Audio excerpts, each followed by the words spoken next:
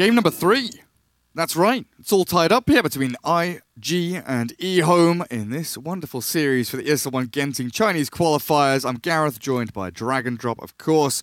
Yet again, we move ourselves into a draft which is progressing pretty damn quickly, and we see that EHOME have had their Broodmother banned out, but they start with a tiny Warlock.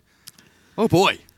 Yeah, I mean, saw the first 2 picks with the Tusk and the Tiny, and was like, oh yeah, that looks finally something more like what we're used to seeing so far in 707. Especially with the Tusk, one of the most picked heroes from IG in the last month or so. But then the Warlock, of course, that's an EHOME special, perhaps you could say, with the way that they handled that hero as a last pick in the series yesterday. Up against rock.y. We'll see with an IG armed with knowledge that this is coming out early. We'll see whether they can actually handle that. For now, they go back for death profit for themselves. So, a bit of kill potential here once you get into these levels with the Tusk roaming in towards that mid lane. So, very strong, very solid opener for both teams, really. Yeah, it's going to be about these combos with the Fatal Bonds. You know, look for the Faceless Void, the Sand King, these heroes that can chain, stun, and damage people to get that link damage across a number of heroes. Shadow Shaman was another one that we saw CTY play mid, but maybe a little unlikely this game as IG start things off again, aiming for that kind of 5-man push. The objective-focused gameplay from IG was what pretty much won them game number 1, and then EHOME came back in game 2 with a very swarmy, zergy kind of play style, a kind of draft with Lycan and Brood, just taking tower after tower, and then Roshan after Roshan, securing them a pretty swift Game 2 victory.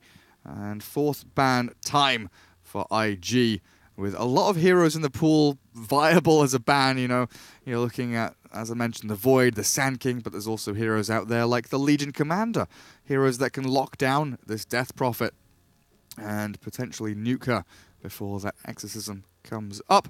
But they've got their Baboka Tusk, they've got that saving mechanism, the roaming power, that multifaceted support hero in the hands of a wonderful player can do amazing things.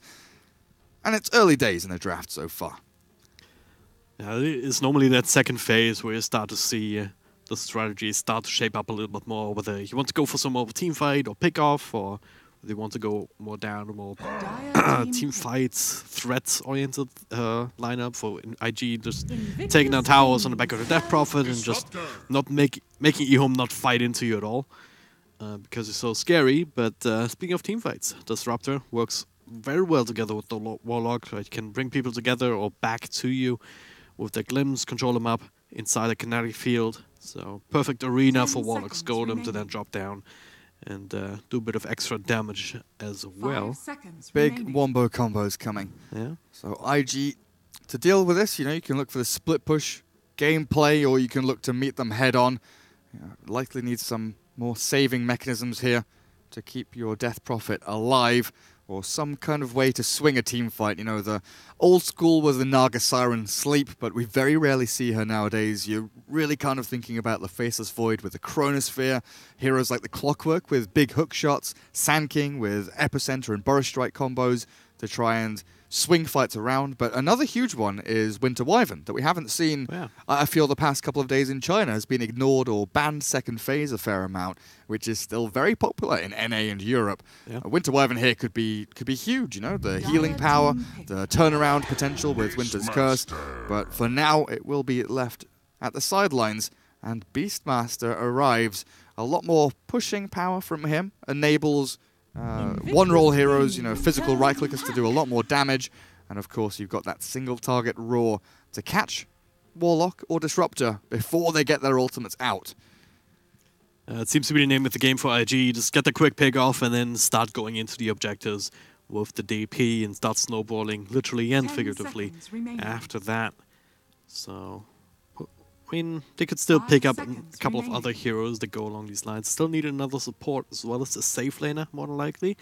Unless they're thinking about some sort of aggro lane, right? With the Tusk, you can perhaps make that argument here. Pick up even the Dazzle, that works quite well because you have a way to get close and get a few heroes together for the Shadow Wave bomb. But it is the Phoenix coming through, which does throw things around a little bit. But I mean, it ticks all the boxes that I wanted, basically. Yeah. It's got potential to save with Aghanim's Egg. You've got that team fight turnaround with the Supernova along with the Fiery Spirits, but you've also got that heal coming through for a Death Prophet from that Sunray.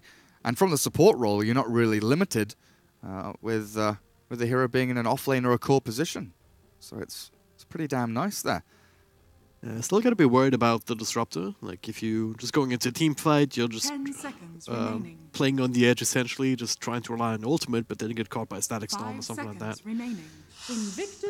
Could be an issue, and EHOME, well, they still have one slot left to try and pick up a hero that can maybe deal with the egg through attack speed or just magic immunity. Well, there we go with the Chaos Knight to end things up. So Puck for EHOME prior to this. It does round up their team fight combo pretty nicely. Still unsure whether it's going to be mid or off lane. They've left that open to themselves. IG, tons of damage. Tons of damage coming out of them. Lots and lots of lockdown as well between Beastmaster, Tusk and Chaos Knight. But EHOME's team fight, they're no slouches either.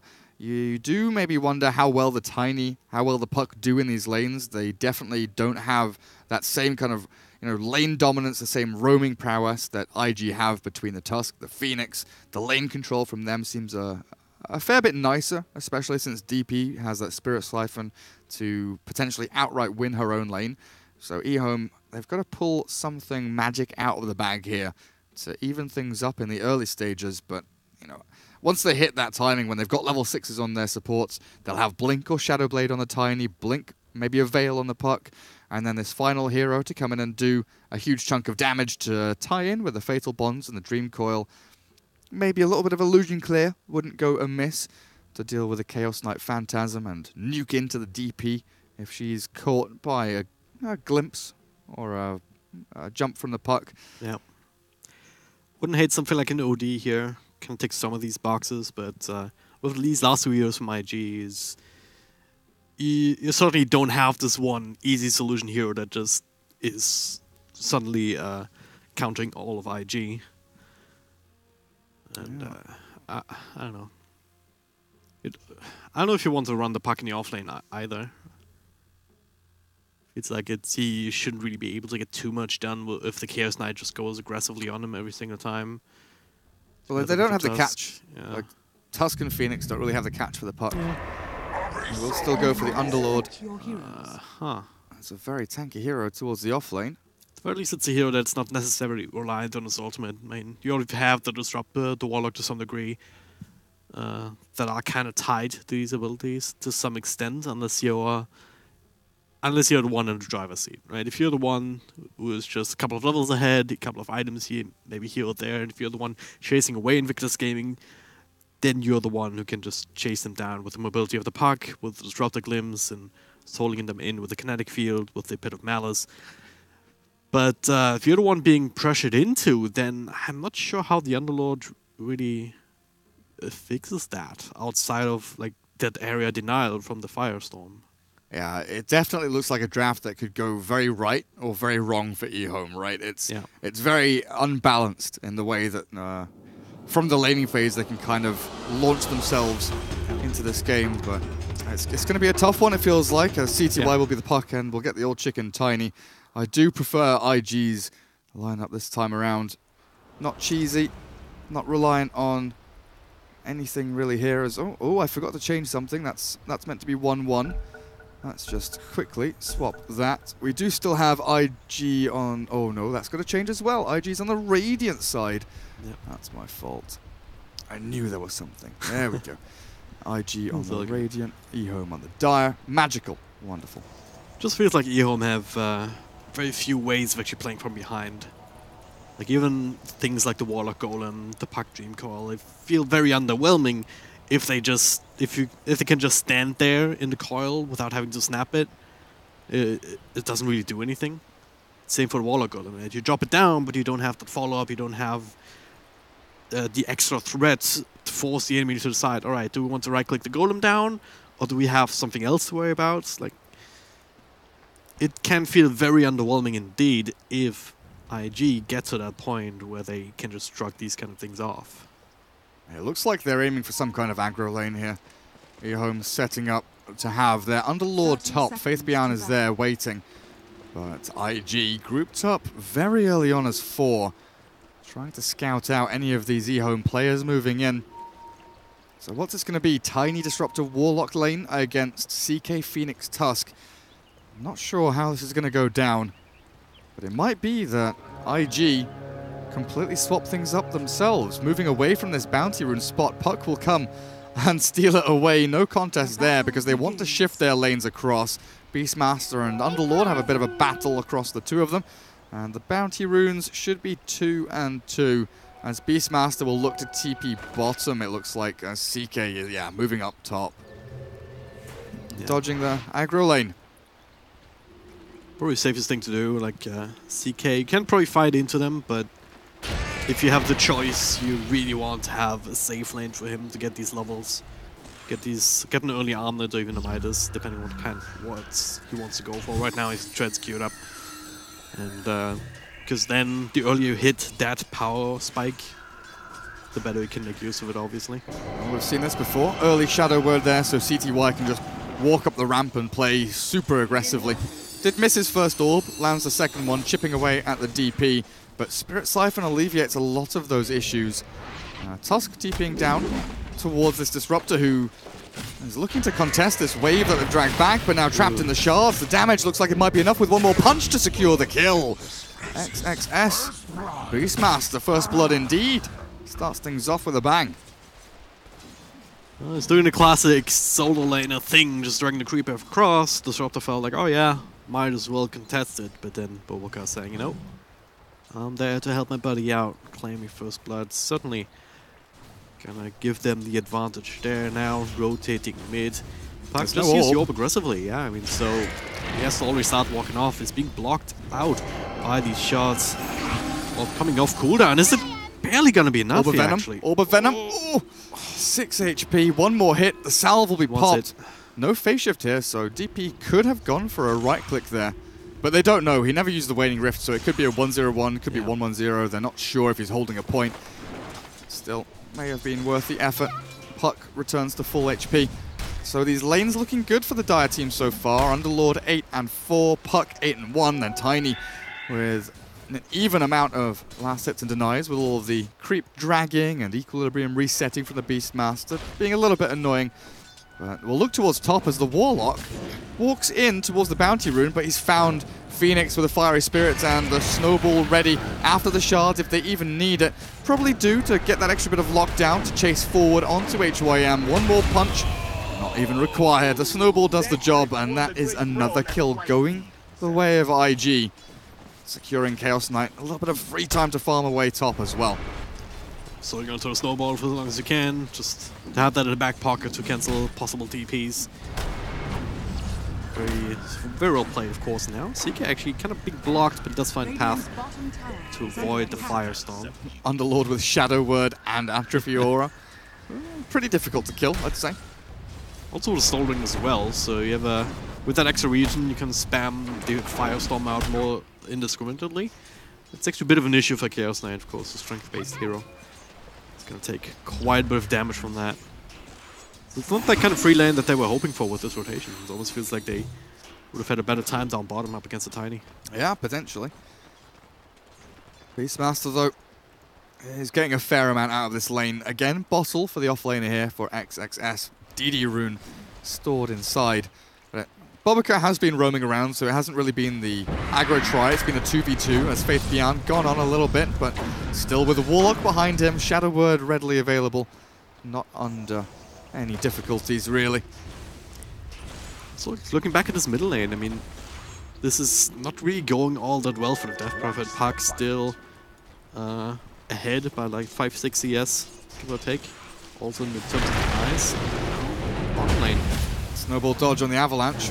Fiery Spirit and the DD right clicks. Oh, old chicken. One more punch will do the job. XXS could look to dive this tower, but Disruptor gets the trade back onto the Phoenix. At the very least, one little kill goes their way. They're trying to aim for maybe another Shards play, but the bottle refilled by the Bounty Rune. A regen spawns bot as well.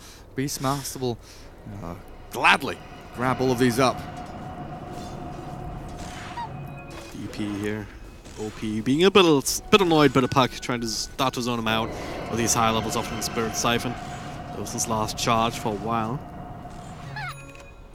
But he's starting to or try and catch up at the very least, but still a question of can you actually contest last hits here with the Puck holding on to 2 null talismans.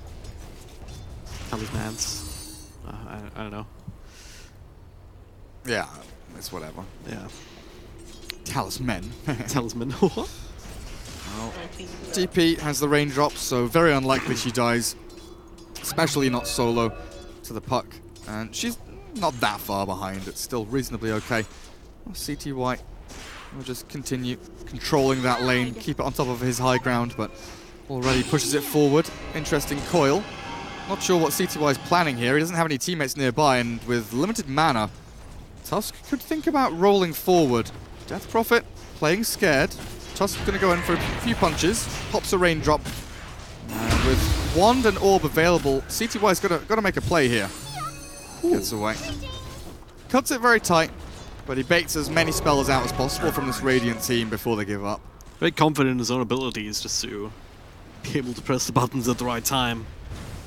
Like other players would have probably just gone for the early magic wands and the orb across the shards, but not him. Just getting the most out of what he has. Now straight to the... he went to a shrine to heal up, I guess. Still, EHOME in a very good spot. Disruptor getting closer to this level 6. Their timing is getting there. The fact they've run these dual lanes mean that their supports are getting a decent amount of experience from stacking or pulling, or just, in Disruptor's case, leeching experience from whatever position he finds himself in. Underlord off to a great start as well, 1300 gold. If he gets a quick, mech with arcanes or a quick pipe, they could really bull rush forward and control this game from the get-go. Things look maybe a bit difficult for IG as this progresses into that 10-15 minute period where EHOME have all of these ultimates available, but it's a lot of the time, especially in Chinese Dota, whoever gets that first move, whoever puts the front foot forward, the strongest, the earliest, is the one to start controlling the game. So we also look towards the Exorcism from Death Prophet, the Roar from Beastmaster. If they can go and find an aggressive play, get a pick off, that's key around a tier 1, take that tower and transition it into deep wards, get the vision game going, and then equally IG could be the ones that start this game off in the right manner. Especially when you're the ones with the Beastmaster, right? You've got the Hawk, you've got the Boars, and these creeps to push towers very quickly, but also the vision you get from it. The previous game we saw wolves and spiderlings and mud golems and all of this, just everything scouting around and pushing lanes and giving information. Information really is key. Knowing where your opponents are pushing, knowing where they're hiding. And this Observer Ward, it spotted the Warlock hiding, and he's been found by both supports of the IG squad. But with a TP from Disruptor, it looks like he'll be bodyguarded safely near this creep wave. And now they start the chase back onto the Phoenix. Still has Ziggurar Staff available, so he should be absolutely fine. No TP though, so it's... but yeah, they've no really easy way of catching him out. Glimpse, only level 2, so not quite in range, but to say that's hanging around a little bit in mid. Call coming through, here's Beastmaster rotates in, snaps call, but he'll be dropping as this 4 people coming in. Glimpse back down to the deep ping. Spirit Siphons are available, but is it going to be enough for the actual roots? No, 4 heroes. Right click away, stick charge is almost enough. But almost is, well, can't really buy yourself anything with that most of the time in Dota, so good movement there from EHOME, and they're doing exactly what they need, right? We're talking about how this lineup is either hit or miss, and a good laning stage, I mean, winning all 3 lanes essentially is a good foundation to build on, to not have to be in a position to play from behind. Which team 5-man first? Huh. EHOME. Which team looks like they're in control? EHOME. Yeah. We're starting to see a pattern in Chinese Dota here. The first team to start grouping up and really pressuring and getting the numbers advantage in fights, pressing forward for more, and of course, the glimpse back always gets that +1 in these battles. Even if the Dream Coil's like a little bit off, they maybe could have found another one there, as they will catch the Underlord, but they're setting up bottom lane as well to catch the CK Phantasm thrown out as the 3 dire heroes converge around him, but he'll be okay for now to wander away. No real follow through there as the glimpse already expended, and still no level 6 on these 2 supports. They've been level 4 for quite some time. But we will see IG utilize the Exorcism, the Roar, and the Beastmaster comes in with his little summons.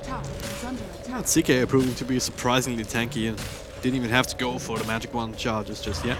Still has plenty of those available, but that's the thing. I mean, even though EHOME has won their lanes, they haven't really crushed them, really. I mean, you also had Boboka roaming around time and time again, 1-0-2, so not the worst kind of scoreline for a 4 position hero at all.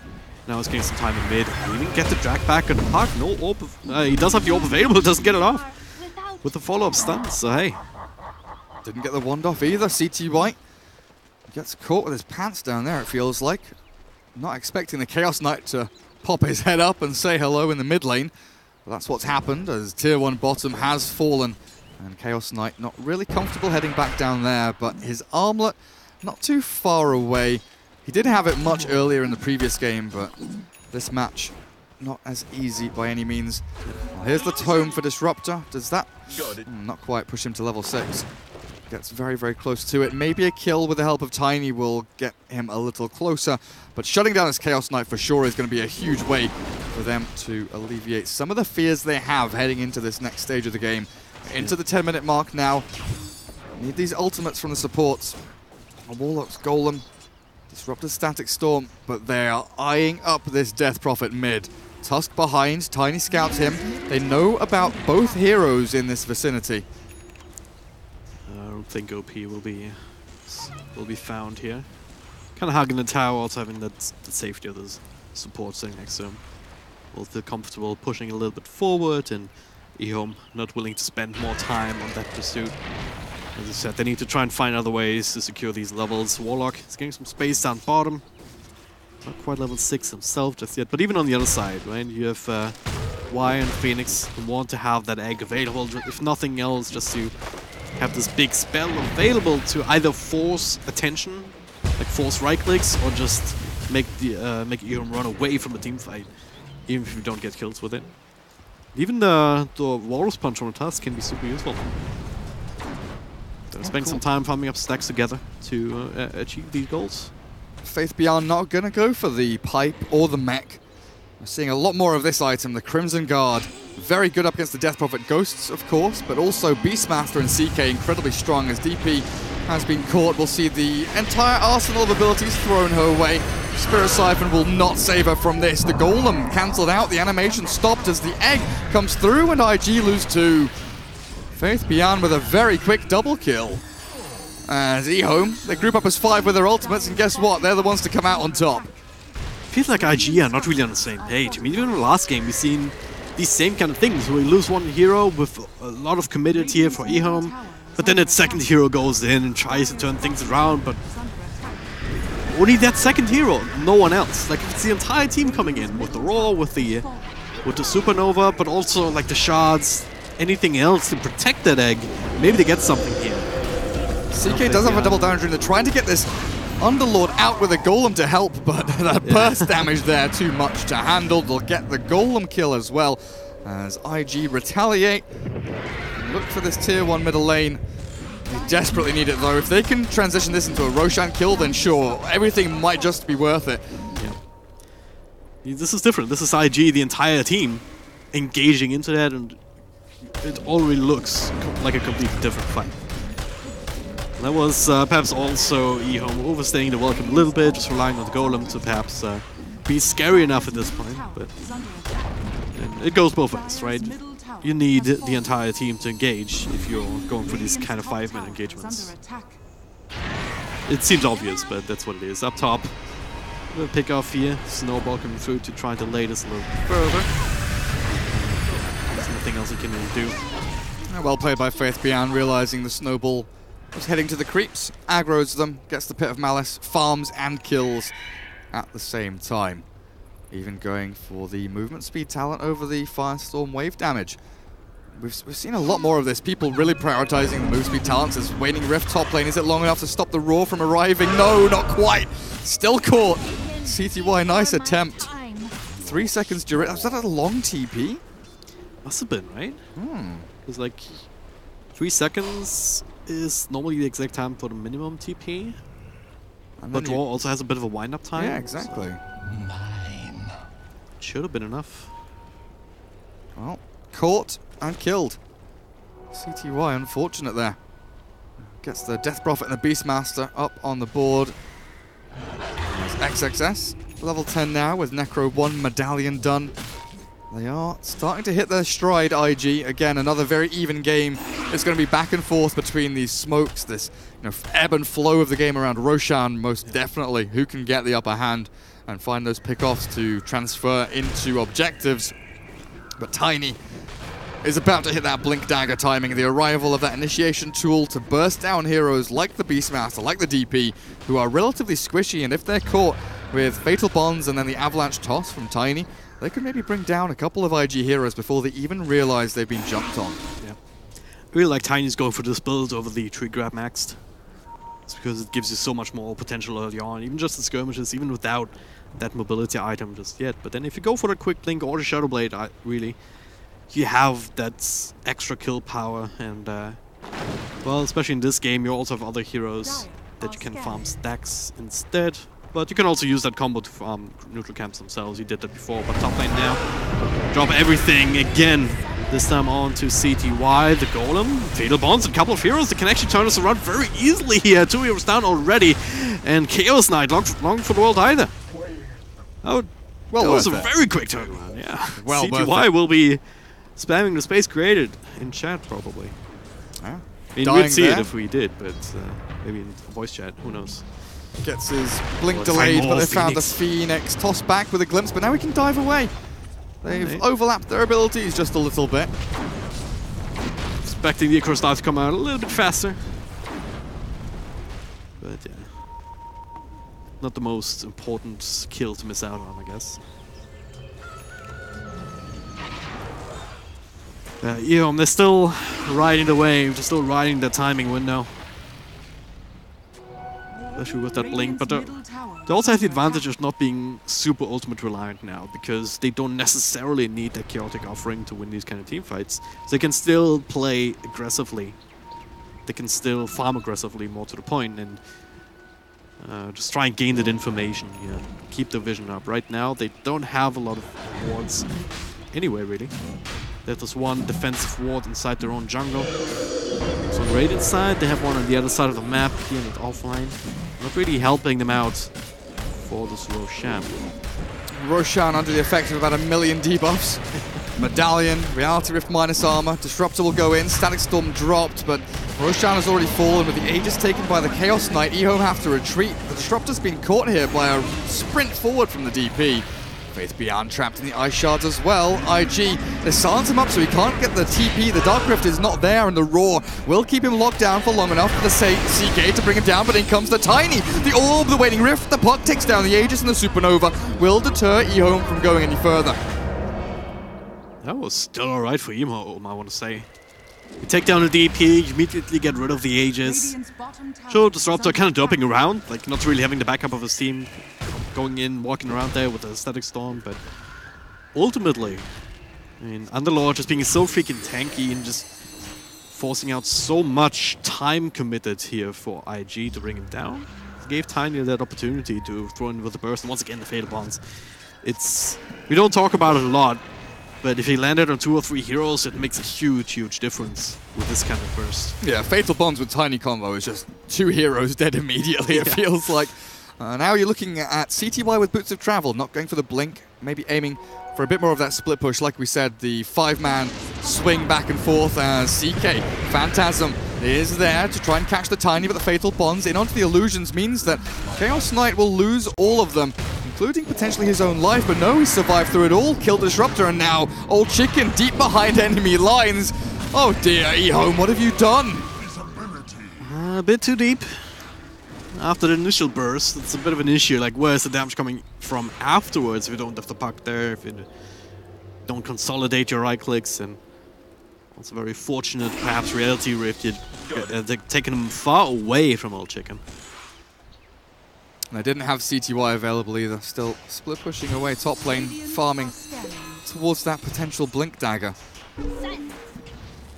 Such a weird series of games and best of 3s we've had, very back and forth over the past couple of days. Never quite sure where things are going. Teams reading games differently. Kind of what you would expect, though, between these two teams, right? Both of them some very accomplished players known, right? Well, that's a free ball, a free hawk. 30 gold for Faith Beyond with a Firestorm. And it's very unclear now how this game will develop in the end, because no team just... Oh, NPC, old chicken. Almost finding the task there in the mid.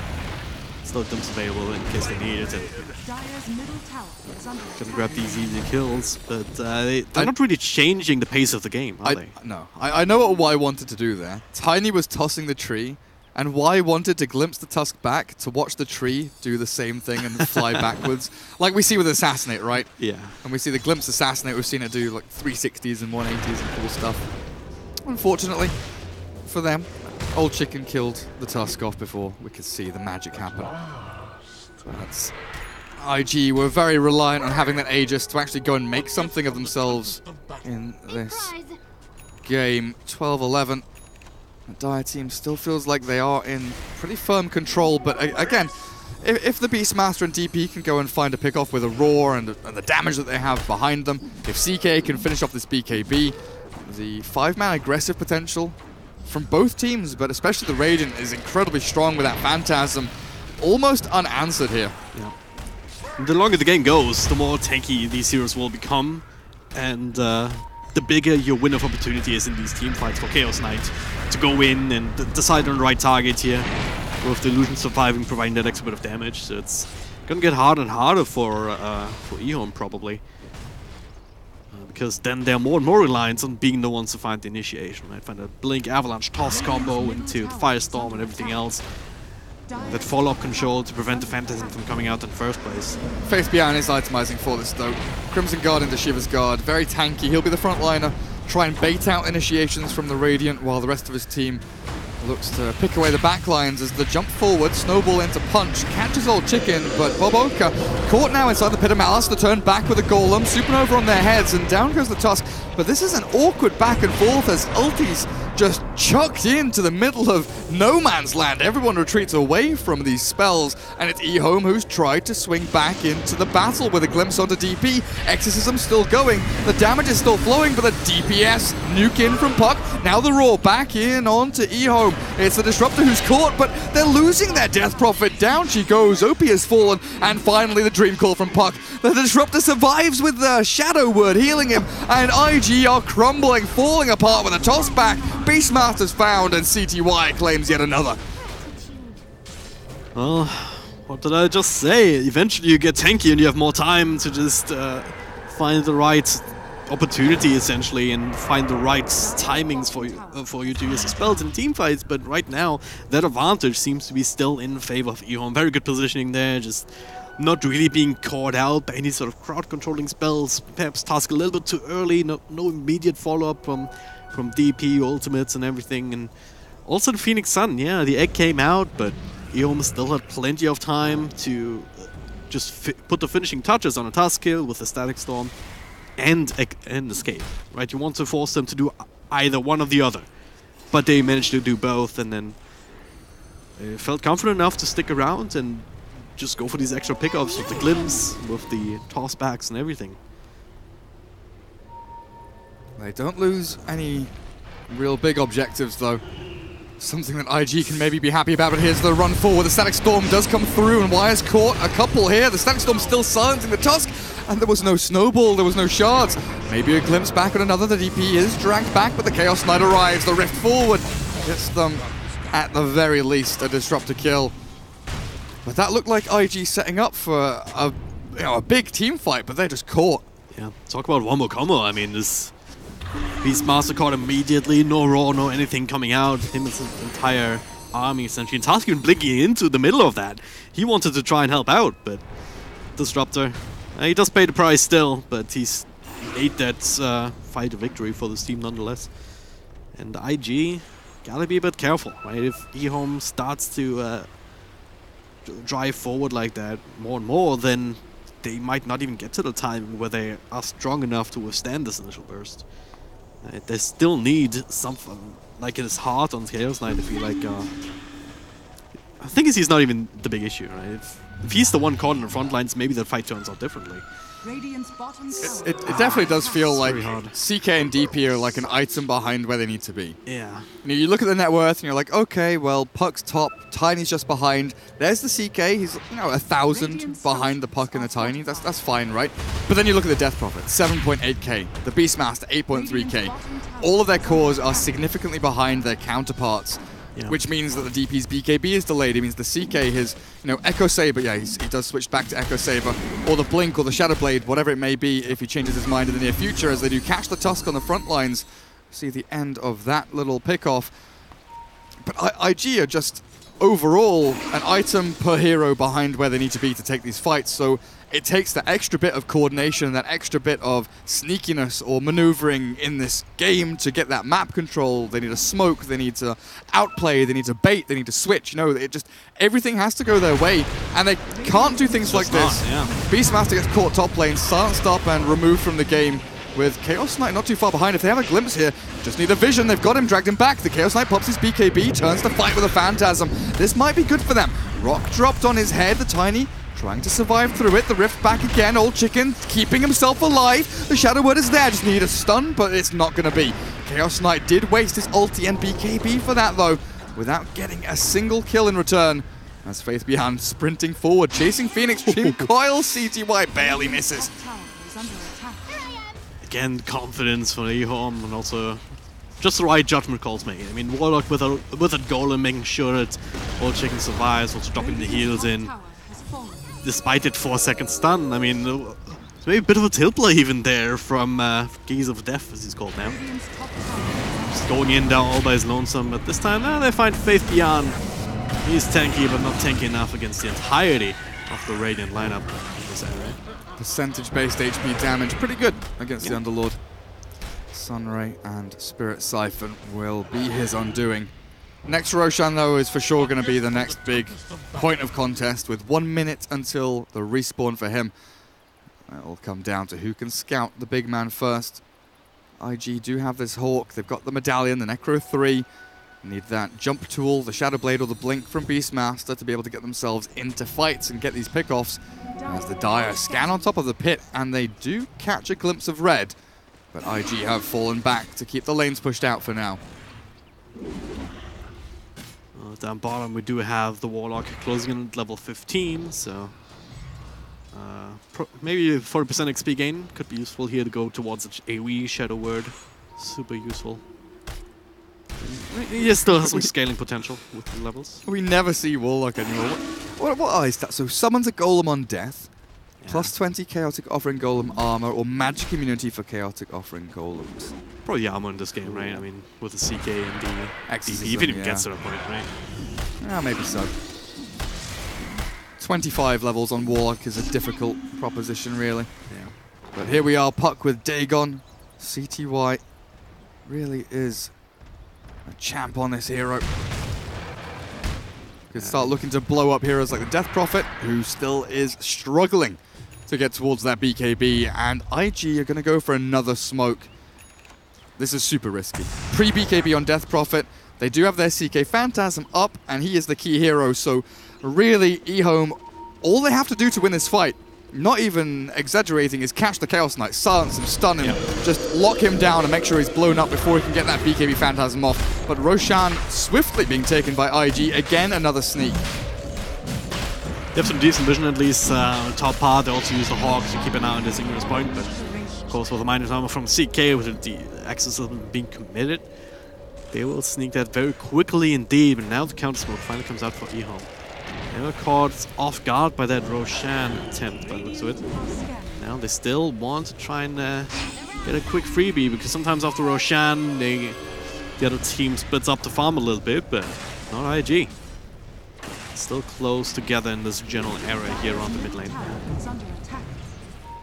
With the coil missing, not really much that EHOME can do. CTY goes back to Shrine. Boots of Travel ready, so he can TP to one of these creep waves as Old Chicken jumped forward looking for a target. IG playing very safely though. Still desperately looking for that BKB on DP. That is the one thing separating them from like straight up losing team fights to actually standing a chance. Yeah. Actually think about it. I mean, what's the damage that goes through BKB on the side of EHOME? Tiny right clicks. Yeah, decent amount from Tiny, but I guess he also has the Echo Saber, so that's not an itemization that we see from every Tiny anymore. So it does help you get that initial bit of burst, but it's not going to be enough to kill the Death Prophet outright here throughout the Spirit Siphons and everything else. And even the Sunray, you were talking about it earlier, that heal to help out as well. Snowball saves potentially here to get her to a point where she dodging some stuns here, where so she can use the BKB afterwards. So it's getting a little bit more tricky. On the other side, though, CTY, we've seen what he can do already. He's getting more utility, showing off the Yule Scepter. Also has the Dagon level 1 already in his inventory, so now has the rest of the recipes queued up. So his damage output will spike. And he's also very hard to catch, right? Unless you can find him with a roll. He hasn't itemized against that, but particularly with any sort of Lincoln Spheres. 3 minutes for Aegis, though. This is where IG, with everything ready, need to seriously think about smoking and playing aggressively. They'll TP down towards bottom. They've shoved top, they've shoved mid, everything's looking good there. Defense of the tier 2 is going to be the real big sticking point as the roar in onto Warlock catches, and the Reality Rift forward means that Phantasm is forced, and down goes the Warlock. Catch a little bit more, but a silence quickly out from the puck will slow down the IG aggressors, and maybe an escape here from Disruptor. Jump forward though. Tusk has a Blink Dagger, catching out yet another, and 3 in a row as IG come out swinging. A double kill for Chaos Knight will likely lead to even more objectives going their way. Yeah, if there wasn't a 4-second stun, maybe Warlock gets the ultimate off, Fatal Bonds, and then perhaps Tiny gets a way to come in. Right now, let's go for the Phoenix right, actually, down bottom, but at least gets the Phoenix Sun forced out. Middle lane, though, that's the strength of IG's lineup, right? If you win these kind of fights, you can always turn it into objectives, not necessarily just with the Exorcism, but just because of the Beastmaster, right? Just bringing a Zoo to the party and the Inner Beast aura.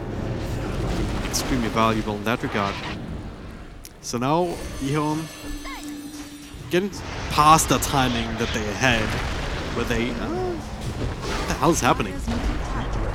That was unnecessary. Already Aegis, 1.5 minutes to the left was left on time, and now another roar coming through. Ice shots blocking themselves away.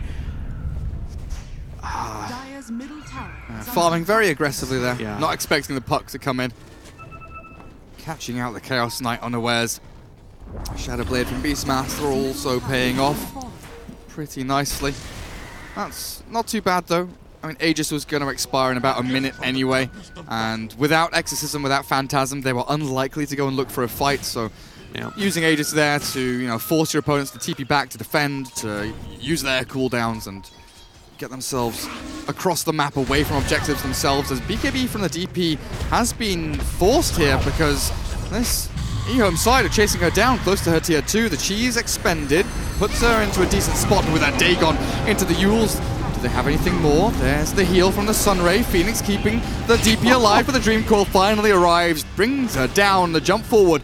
No Supernova. EHOME thinking about going back in, but it's IG that strike first. The Invis, the Old Chicken kept alive with Glimmer Cape. The stun forward, though, they've got the reveal. The Necro books have come through, and Old Chicken, the Underlord with a bit of malice roots up the Chaos Knight, and I don't know. Somehow Tiny is still alive. Stage resistance is such a good thing to have, and they'll get the supports on the back lines. Faith Beyond the offlaner to fall as well, as IG send them packing away from that tier 2 bottom. You can't stun a Tiny. Well, the only reason they had to chase that far on the DP was that cheese, because, well, we've seen that if Tiny gets a few seconds to right-click that hero, then BKB will not be enough to save you. 58.8% resistance. It's just silly. Thank you very much, but it's... damn. Like, yeah, cutting down this low stun. It was 2 seconds, I believe, from the CK, down to, like, less than 1. Doesn't make a huge difference in these kind of situations, so...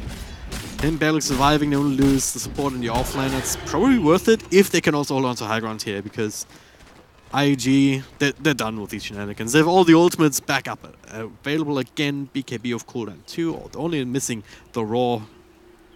That's available in another 5 seconds. They're just waiting for the DP to arrive. That's literally the only thing they care about is DP, BKB, exorcism. That's the big one.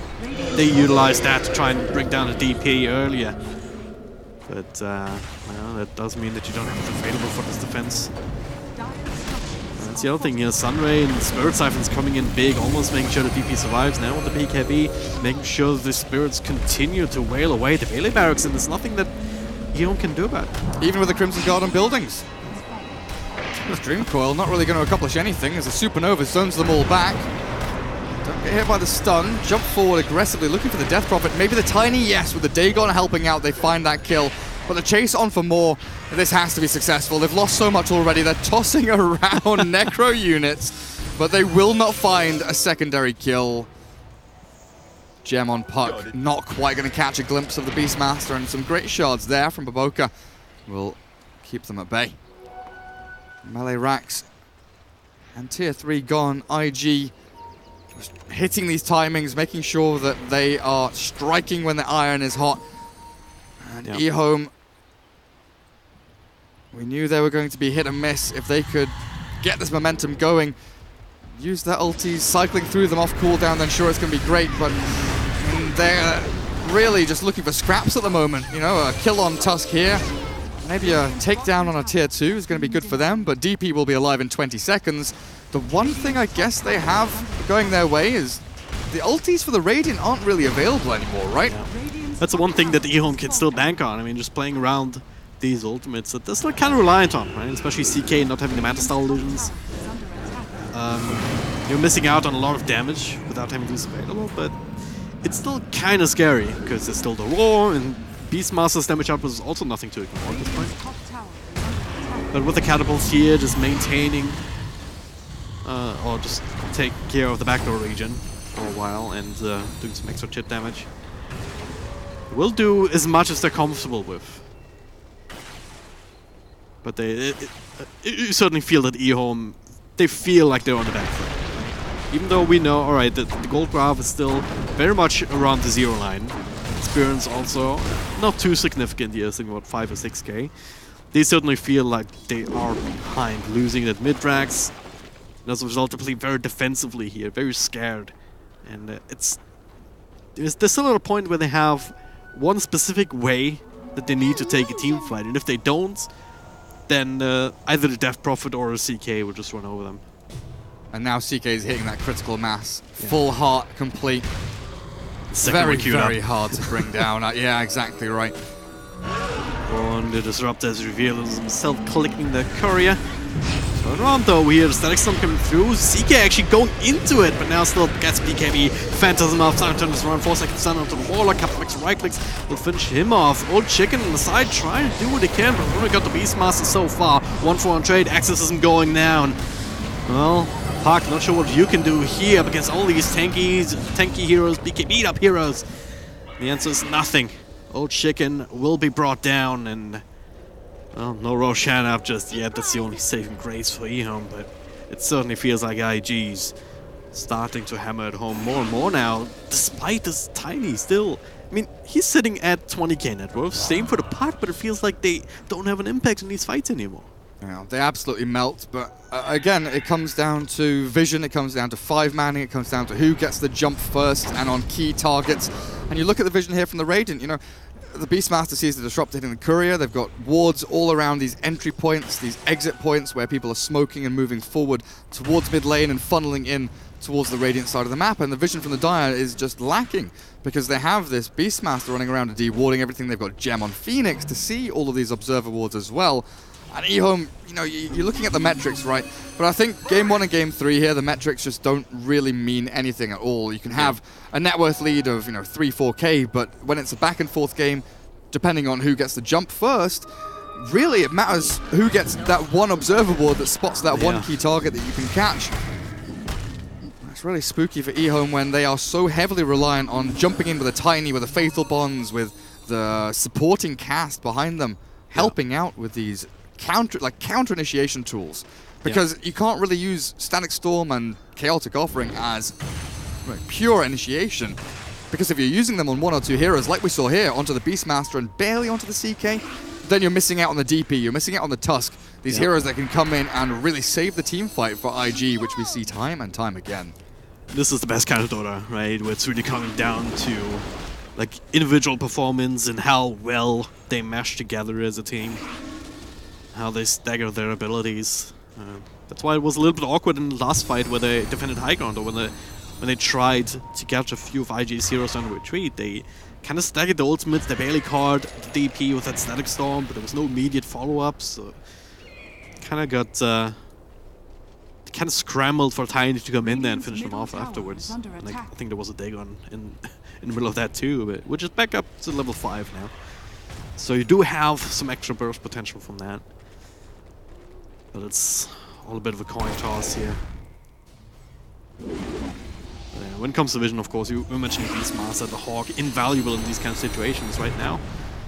They're all smoked up, shadow blading across towards the Roche pit, scouting out that this is happening. IG sees everything. Faith Beyond, they see the Disruptor taking out that Static Storm is gonna be the choice, and it will be successful. The Golem drop, but instantly taken care of. Bit of a Dagon zap, but Faith Beyond already saying, nope, we're gonna get the hell out of here, taxi servers.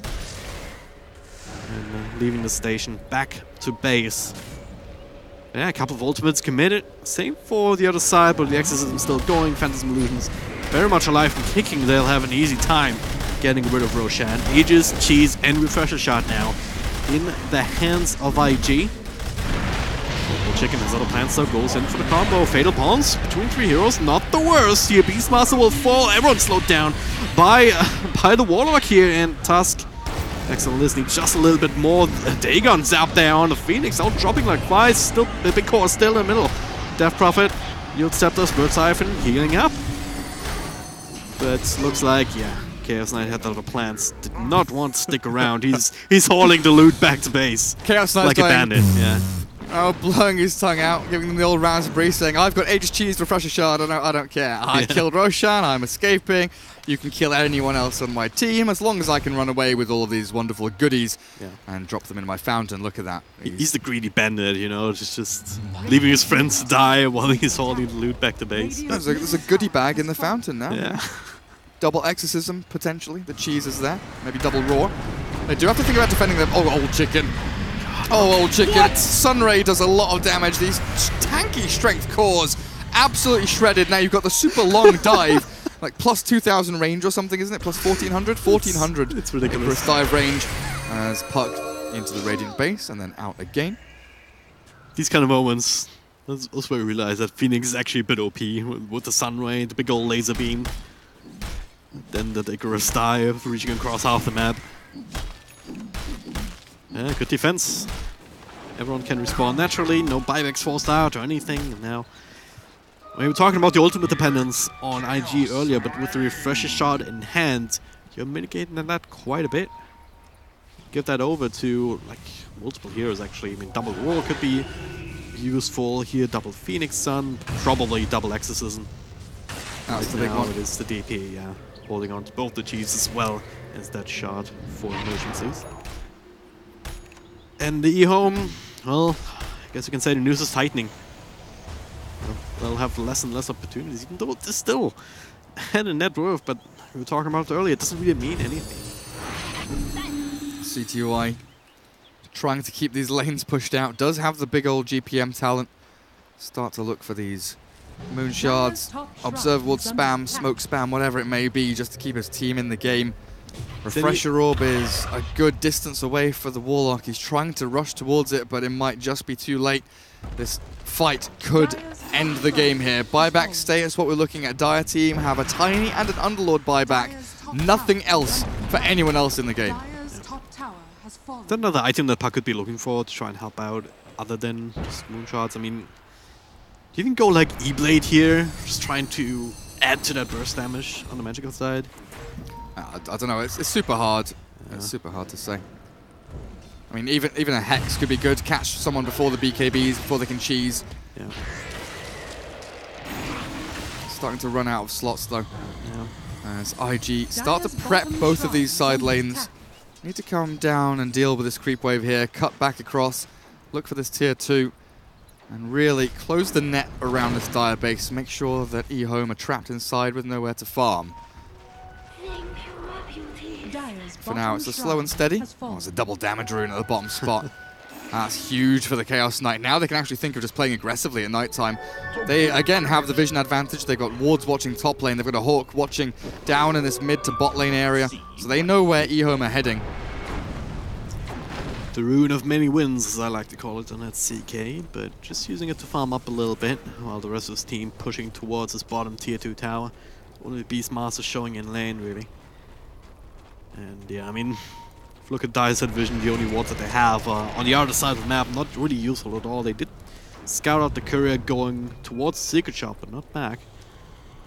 Not necessarily know that that AC is about to be completed on the Gaze of Death. What a name, actually. What a name. Gaze of Death. CTY playing with fire, zapping down the Beastmaster's creeps. No real defense of the tier 2 though, just a bit of a poke and a prod there from the puck. IG in the driving seat. Aegis still there for about 20 seconds, not the longest, but Chaos Knight probably undeterred by this. Still has BKB Phantasm. What can walk up high ground with the help of Exorcism. Pop the pipe, zapped immediately by the Dagon. Octarine Dagon 5. Pretty good cooldown there from CTY's puck, but in come the illusions and the Exorcism.